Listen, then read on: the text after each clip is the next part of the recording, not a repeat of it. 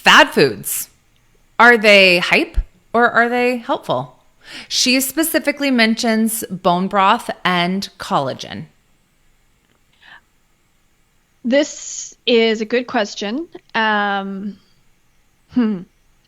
have a general rule for myself, and it is, from kind of finding my own way out of diet culture and now being a nutrition coach that believes very strongly in evidence-based nutrition and behavioral change practices, that if something is trending, it probably just isn't true, right? So we have a lot, nutrition science is a science, and there are people continually studying it, and it is fascinating.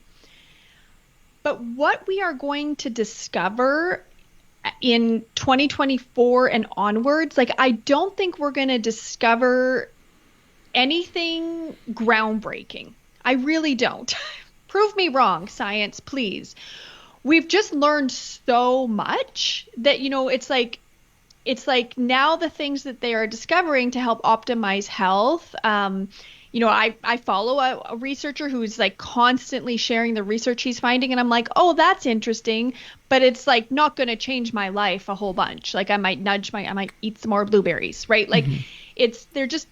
But as far as what you need to be in just generally healthy, what you need to be doing to, improve the odds of prolonging your life and having a good quality of life, the things you need to do to lose weight and keep it off, the bulk of that has been discovered. That's what I believe.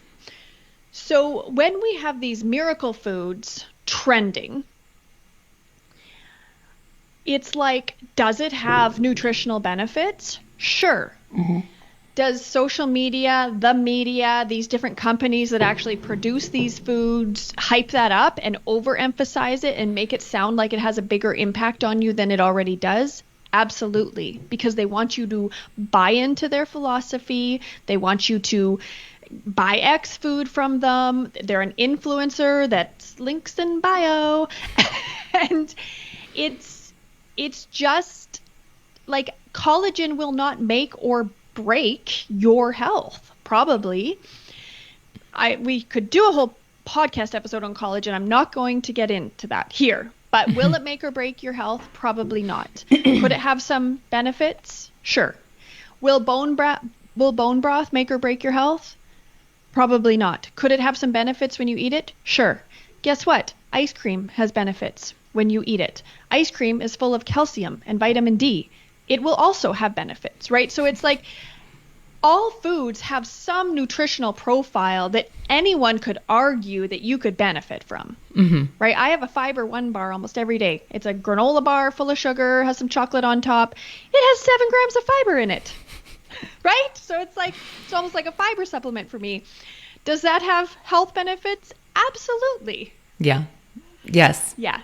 What would you add? I think you said it all very well. Are there nutritional benefits to some of these foods? Yes. I mean, bone broth has amino acids, it has protein, it has collagen in it. Those are all can be really beneficial. Do you need to drink bone broth consistently to get those things? No, you can probably get them from other foods. And if you're eating nutrient dense balanced plates most of the time, you're probably doing okay. If you're not already doing that, I would encourage someone to start with those foundations first before looking into, additional supplements or foods, right? We have some podcasts coming out with dietitians who over and over again said food first, food first, food first.